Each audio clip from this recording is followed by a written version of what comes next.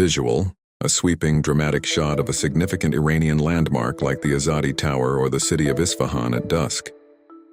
How does the world engage with a nation as complex and consequential as Iran? This isn't just a question of politics. It's a puzzle that has defined global diplomacy for decades, a delicate balance between pressure and dialogue that shapes the stability of an entire region. Visual, quick cuts of high-level international meetings, handshakes between diplomats, and formal treaty signings. One of the primary tools is the diplomatic dance. For years, global powers have sat across the table from Iranian negotiators, engaging in painstaking dialogue. These efforts, like the landmark 2015 nuclear deal, represent attempts to use treaties and international agreements to guide Iran's actions on the world stage. The goal is clear: to foster communication and find common ground, using the power of words and mutual commitments to avert conflict and integrate Iran into a framework of international norms. It is a process built on patience, compromise, and the belief that even the deepest divides can be bridged through persistent negotiation. Visual, animated graphics illustrating the tightening grip of sanctions on Iran's economy, oil exports dwindling, banking access being cut off.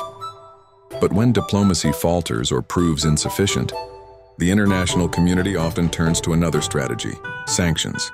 This is a form of economic warfare waged without firing a single shot. By restricting Iran's access to global oil markets, freezing assets, and cutting off its banks from the international financial system, nations aim to exert immense pressure. The logic is to cripple the Iranian economy to a point where its leaders are forced back to the negotiating table, compelled to change course on sensitive issues like their nuclear program or regional influence. These measures are designed to be a powerful alternative to military intervention, a way to impose consequences from a distance.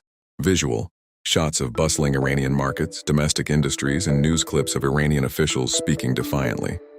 Faced with this immense pressure, Iran has not simply capitulated.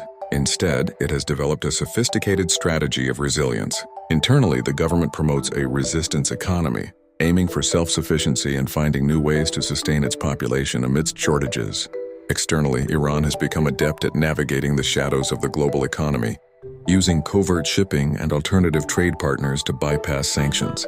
This response is a mixture of national pride, strategic maneuvering, and a determination to withstand what it views as foreign hostility, demonstrating a remarkable capacity to adapt and endure.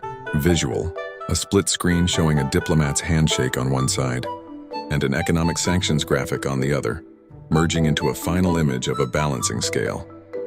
Ultimately, the international approach to Iran is not one-dimensional. It is a continuous and precarious balancing act. Diplomacy and sanctions are two sides of the same coin, perpetually used in combination to influence and contain. This complex interplay, constantly shifting with new leaders and geopolitical currents, underscores a fundamental truth of modern statecraft. Managing relations with a nation like Iran requires a constant, evolving strategy where the lines between pressure and partnership are always being redrawn.